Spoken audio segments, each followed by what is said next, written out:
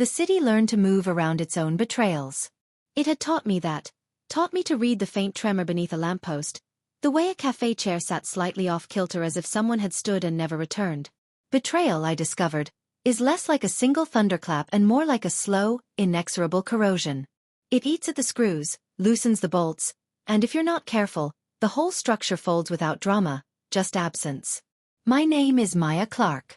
I had a life that liked neat lines, a fourth-floor flat with a fat ficus by the window, a job where my calendar was more faithful than most men, friends who came for dinners and stayed for truth. I met Ethan Hale in a gallery with bad lighting and excellent wine. We got into an argument about a photograph that made me laugh in a way that felt like permission. He was the sort of man the world finds unthreatening. Neat hair, polite hands, a laugh that sounded like it belonged in an advertisement. He had a way of arriving that made people pause as if spring had just been scheduled. We lasted for 5 years because we fit like two parts of an old machine. Comfortable, functional, predictable. He was my workday anchor and my midnight question mark. I learned the pattern of him. How he liked his coffee, the exact number of dimples in the place between his shoulder blades, the songs that made him hum along in the dark. I thought promises were made of that sort of small fidelity. The steady, the repeatable. How naive, to think permanence is stitched by repetition. It began with a small glitch in an otherwise ordinary week. A message that slipped from his phone while he reached for the kettle. A laugh that cut off when I walked into the room. I noticed, because noticing is what patience sharpens into. A skill inherited from a mother who ironed the corners of napkins until they looked like geometry. I let myself feel jealous and suspicious and then repressed them with the competent kindness we enact in familiar partnerships. But curiosity is a single cell that divides when given air. Chloe Summers had a handle and a smile that seemed curated from sunlit things. At first she was just a username, something glossy on his screen when my back was turned. Then she was a restaurant receipt tucked into a jacket. A photograph on his phone that wasn't mine. A name that began to click in my head like a loose tile. Chloe Summers. I felt the floor shift under me, not violently, but with that particular dislocating slowness of tectonic plates. I could have stormed, screamed, made the cinematic scene, shouting that damages lungs and relationships equally. Instead I assembled. Revenge, I decided, would not be melodrama. It would be architecture. The measured, the inevitable. If betrayal comes from slippage, my answer would be to restore the geometry and ensure his foundation was the one to crack. My first act was recording. A ledger of sins. Digital breadcrumbs, each one negligible alone but damning together. Screenshots of messages, timestamps of calls, lodged receipts tied to addresses. I hired a private investigator, Daniel, a sober veteran of other people's tragedies who smelled faintly of old coffee and cleaner. He moved quietly, his reports precise like tax returns. Seeing the timeline in his neat professional font made my anger legal. It turned the fog of suspicion into a map. There's a strange, cold joy in turning emotion into evidence. It makes the work possible. Evidence gives you a territory in which to act without being accused of hysteria.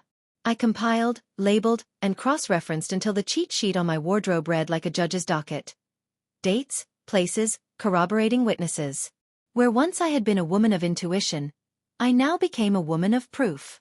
Exposition is the first move. Betrayal thrives on opacity, on the idea that if you surround lies with enough movement, no one will stop to notice the corners. So I did what I had to do. I made things visible. But visibility, in my hands, was not a spectacle. It was strategy. I started small and precise. A plain email to his sister with the facts and a request for honesty. A singular, factual packet delivered to his supervisor. No flourishes, just documents. To Lena, our mutual friend, I offered clarity. A meeting and the truth. I could have used raw evidence to humiliate, but humiliation is messy and harms the wrong people. I wanted consequences proportional and clean. I was careful, always, to avoid fabrications. Forged emails are for amateurs and for those who do not understand the slow teeth of bureaucracy. My tools were legality and paperwork. The irrefutable. The humiliating clarity that only truth can deliver. And the world responded with horrible predictability. His sister, a woman who had learned to call men to account, made a call and hissed in the way women do when bones inside them ache. His supervisor scheduled a meeting with the coolness of shareholders, And within 24 hours there was a human resource email with words like investigation and suspension. Lena, whose loyalty had shades of steel, stood by me and asked, "What do you want me to do?" I told her what I wanted: witnesses who understood what truth looked like and would not let it be gaslit into apology. Isolation, I learned, is surgical. You don't need to attack a person. You need to reduce the circle that sustains them. Reputation is a fragile mechanical object. Remove one calibrated gear, and the whole device jams. I fed small pieces of truth to people who mattered to him. Colleagues, friends, clients. I was not vindictive. I was methodical. A rumor left to fend alone becomes a scandal when corroborated by proof. The office started to notice. Ethan, who had always believed himself a man of capability, began to be characterized by distraction and unreliability. When a critical client asked pointed questions and discovered gaps in his story, the last bolt came loose. They found irregularities, logins from locations that didn't match his calendar, meetings scheduled during his supposed client trips. They suspended him while they audited. He called me at night then, once, twice. His voice raw, a child asking forgiveness from a parent who had learned to say no. I turned the phone off. Clemency for him would have been the same as erasure for me. He had chosen, carefully and continuously, to sneak his misdemeanors into our life like small pests. He could not be allowed to keep the furniture unscathed. But the plan wasn't all paperwork and strategic exposure. There were private scenes, small torments I allowed myself because they felt almost necessary. I learned Chloe's habits because he had shared them like tally marks. She adored jazz records, collected postcards, favored late shifts at a design collective 2 subway stops from my apartment. I didn't harass her. Harassment is base. But I inserted knowledge like a slow leak into his life. A chance meeting at a gallery where I smiled like an old friend. A quiet, accidental encounter that let him sense the presence of an observer. Small things that made him reconsider how much he wanted to take for granted. I also reclined into my own interior, the parts of me I had neglected while loving him. I started therapy, the real kind. Not the performative, agreeable kind couples sometimes indulge in when the therapist is a neutral party. Real therapy involves mapping vulnerabilities and learning how to sit in your own skin without the need for another person to name you. It taught me to hold the anger and translate it into boundaries, which is a different sort of violence, one that rebuilds rather than destroys. There were nights I nearly loosened, nights when I imagined smashing his face into a mirror and watching the shards make geometry of his lies. I didn't. Violence is a cheap victory.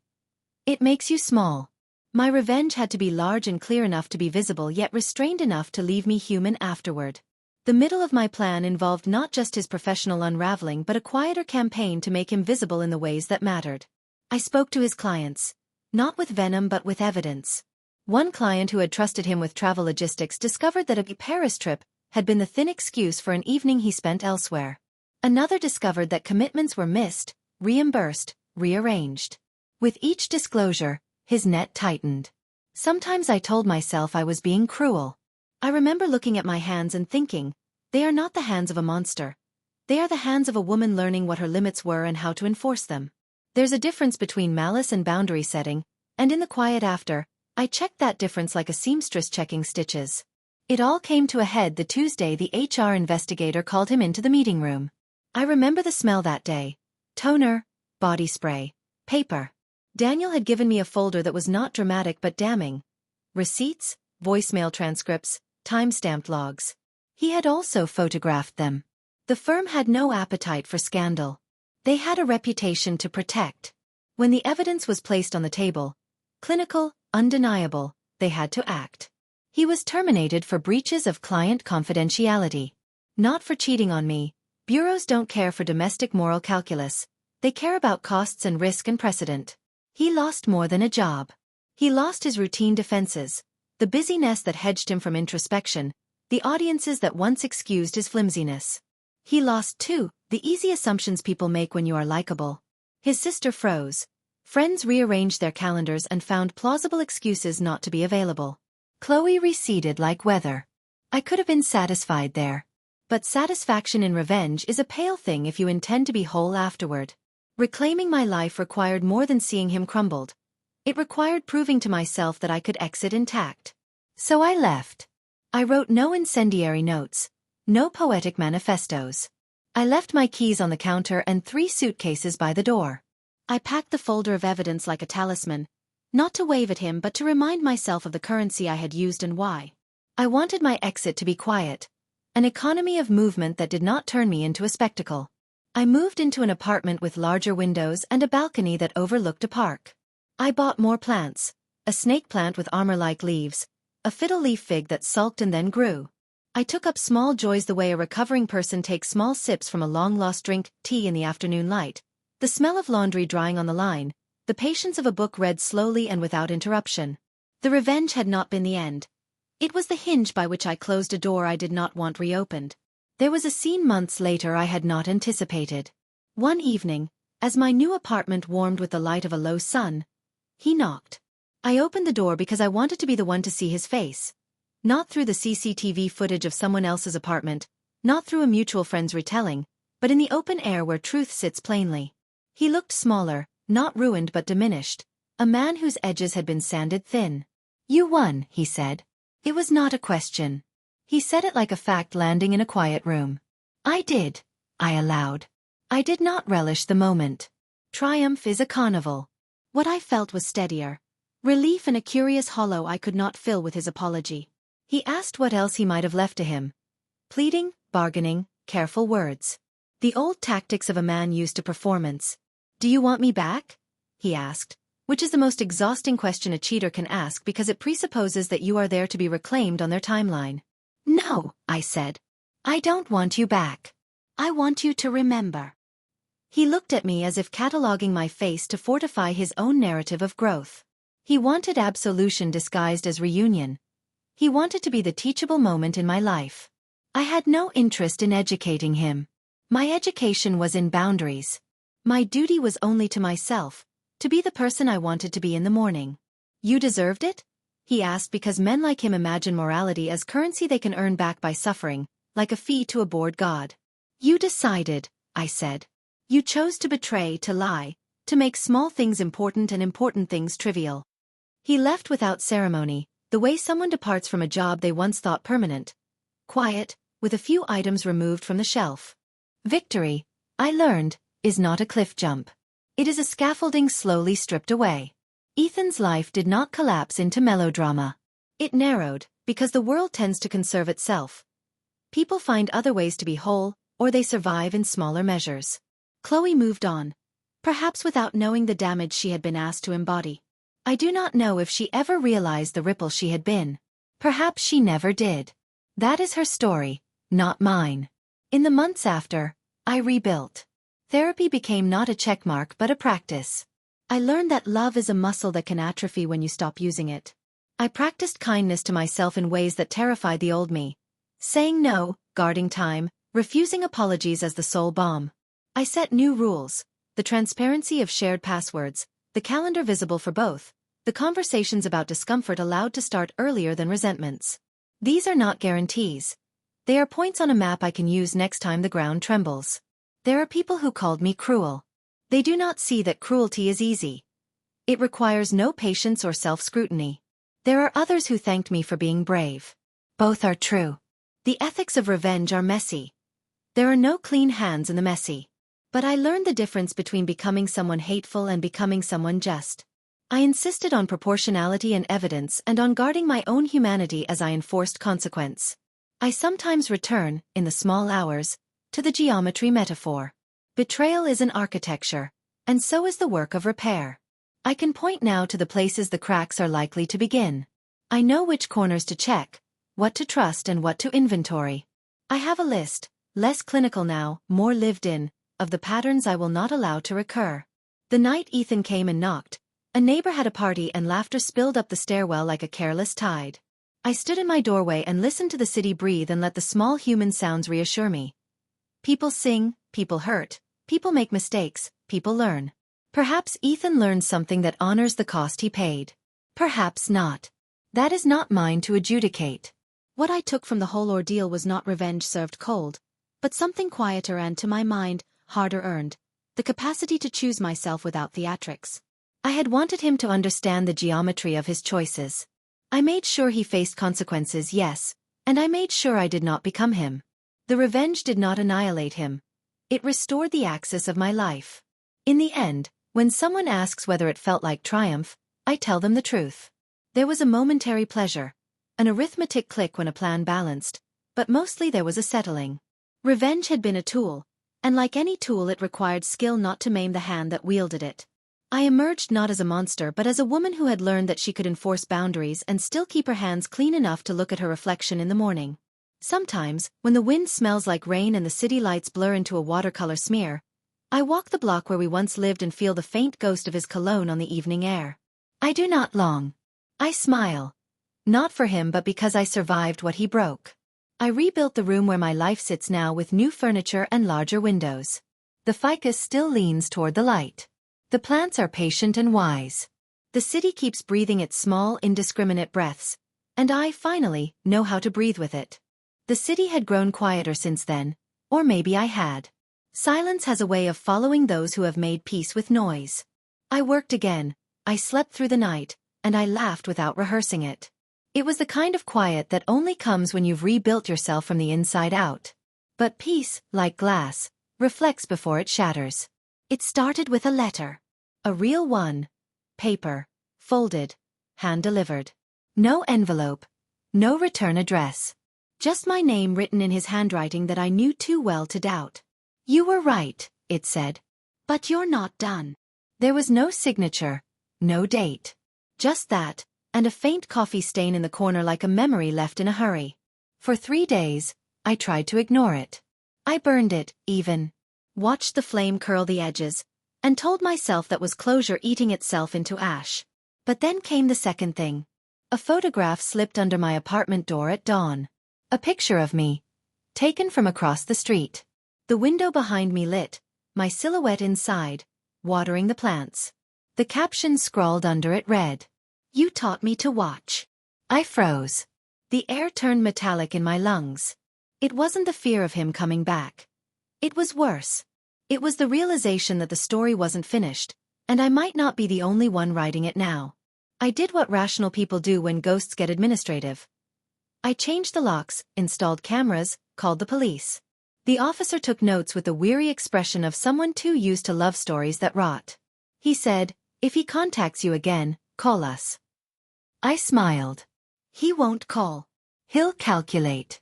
Because Ethan never acted from emotion. Even his cruelty had been composed. And now, apparently, so was his revenge. For weeks, nothing happened. I convinced myself it had ended there. I went to work, taught my students about ethics in architecture, how every structure carries its own moral responsibility, and came home to the quiet hum of safety. Then I started noticing changes. Small, precise ones. My plants moved slightly to the left. My coffee mug turned handle forward when I always left it sideways. A single jazz record placed at the top of the stack. Miles Davis, his favorite. No broken locks. No signs of entry. Just the insinuation that I wasn't alone. The cameras? Dead footage. Wiped. No traces. No intruder alerts. Just me, in the reflection of a dark screen, looking like a woman remembering her own cruelty. I began keeping a notebook again, the way I had when I gathered evidence. Only this time, the evidence was mine. 3:12 a.m. Footsteps in the hall. Wednesday. Scent of his cologne by the door. Friday. Email from my own address. Unreadable code in the body. I sent the emails to IT. They said they came from my own laptop. "Maybe you left it on?" they asked. Maybe I had. Or maybe the man I had once dismantled was learning my architecture the way I had once learned his. The breaking point came one night in November, when I returned home to find my walls covered in photographs. Printed, old-school glossy. Dozens of them. All of me. Sleeping. Eating. Reading. Some from angles only the inside of my apartment could give. And in the center, taped to the mirror, a single phrase written in red marker. Reclaiming balance. That's when I understood. He wasn't trying to kill me. He was trying to teach me. To make me feel the symmetry of the ruin I had caused. I had taken his career, his reputation, his peace. He wanted mine. But he underestimated something fundamental. I had already lost everything once. And when you've walked through that fire and kept walking, you stop fearing heat. So I adapted. I let him watch. I began to leave messages too. A light turned on when I left for work. A note taped to my own mirror. I see you. I started to smile directly into the dark corners of the apartment. Let the cameras, his, mine, ours, record me unafraid. Because fear, when performed well enough, becomes a trap. And Ethan was nothing if not a man who couldn't resist control. Within a week, I got a message from an unknown number. "You're enjoying this." I replied. Balance requires consent. Then silence. Until Daniel, the investigator I'd once hired, called me unexpectedly. "Are you still keeping tabs on Hale?" he asked. "No," I said. "He's keeping tabs on me." Daniel paused. "He's dead." The words landed like a glass breaking in another room. They found him 2 weeks prior, in a motel outside the city. Suicide, they said. Pills, whiskey, a note too soaked to read. The dates matched the night before I'd started finding things moved around my apartment. So who had sent the letters? The photos? The jazz record? There are only 2 possibilities. Either he wasn't dead when they found him, or I'd learned to haunt myself. It's been 6 months since that call. The apartment is still quiet, but the lights flicker sometimes, and the cameras occasionally catch frames I don't remember walking through. The therapist says it's trauma. I say it's architecture again. Every structure keeps echoes of its builder. Sometimes, I still smell oranges and leather.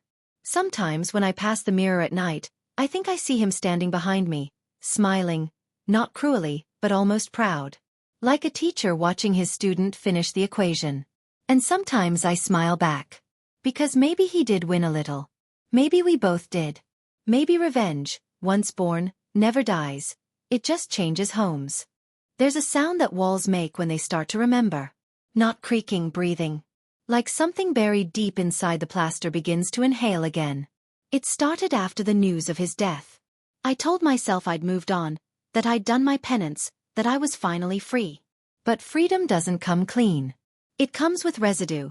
His voice in the pipes, the smell of whiskey at 3 a.m., the faint impression of someone sitting at the end of my bed when I wake. I tried to rationalize it. The human brain, trauma loops, memory echoes, psychological bleed-through. But the brain doesn't turn on your record player in the middle of the night. It doesn't whisper your name in a voice that knows how to smile. The first night it happened, I thought it was a dream. The jazz started playing, Miles Davis again, Blue and Green. Soft, mournful, deliberate. The record spun, and I watched the needle drag across vinyl that I hadn't touched in months. I didn't move. I just whispered into the dark. "Ethan, what do you want?" And the lights flickered, once, twice. And the record stopped. I started seeing him everywhere. Not fully, just edges, his reflection in passing glass. His voice caught mid-breath in someone else's sentence. When I checked the footage from my security cameras, I'd find a frame missing here, a second missing there, as if the house itself blinked. Daniel came by again. He looked older, more cautious. "They found new evidence," he said. "About Ethan." "What kind?" "They're saying he wasn't alone that night. There were 2 glasses, 2 fingerprints. Yours were on one." I laughed. The kind of laugh that sounds like glass cracking under weight. "I wasn't there, Daniel." "I know. But someone wants it to look like you were." He left me his card and a look that said don't trust the silence. That night, I stayed awake. Every light on. Every camera pointed inward. I poured myself a drink and sat in the middle of the room. The same room where his letters had begun, where my own sanity now lived on probation. At 2:47 a.m., the doorbell rang. 3 slow chimes. I didn't move. The intercom was dead. Then a voice, clear through the door. "Balance requires consent." My own words. From months ago. I reached for the nearest thing. A lamp, heavy, sharp, and opened the door. The hallway was empty. But on the floor, a USB drive, wrapped in red thread. Inside, one file. Video. Timestamp. The night before his death. I pressed play. It showed Ethan in a motel room, the same one they'd found him in. He looked wrecked but focused. He spoke into the camera. "If you're watching this, Maya, you've already won. But I can't let you have the last word." He smiled. Every architect leaves something behind. A flaw. A crack in the design. You think you built the perfect revenge, but you built me into it. He lifted a small object into view. My old flash drive, the one I'd used to store evidence. Your data. Your copies. Your trail. I've rewritten them. You'll find pieces of me in every system you own. Every file, every password, every digital breath. I'll live in the architecture you made. He laughed. Quiet. Resigned. Consider this. Symmetry. The screen went black. Then static. Then my face. Not me now. Me from years ago. Smiling, typing, working. Over it, his voice whispered. I taught you how to watch, remember? For a week, I didn't sleep. Every file on my computer began to change. Images replaced, documents rewritten. One morning, I found a draft email on my laptop addressed to Daniel. Subject. Confession. Body. Blank. Sent.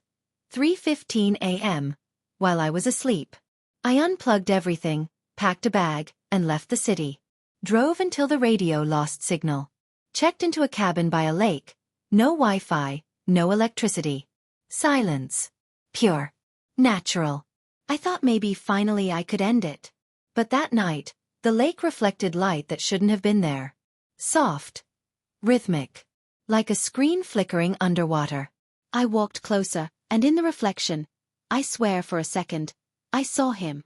Smiling. Come. As if waiting for me to understand something. I whispered. What are you now? And my reflection, the me in the water, smiled back with his voice. Equal. When they found the cabin weeks later, they said it was empty. No sign of forced entry. Just a laptop on the table, powered off.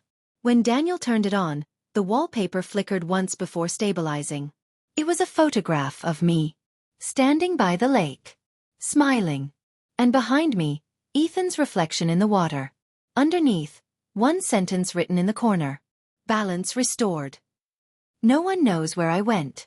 But sometimes, people say they still get emails from my account. Short messages. Blueprints attached. All titled the same thing. Symmetry. And somewhere, in the code of the city's surveillance grid, a woman watches every screen flicker in rhythm with her breath. Sometimes she speaks softly into the static. I'm still here. Sometimes, if you listen carefully, another voice answers back. I know. And the architecture of betrayal keeps breathing. Patient. Eternal. Perfectly balanced.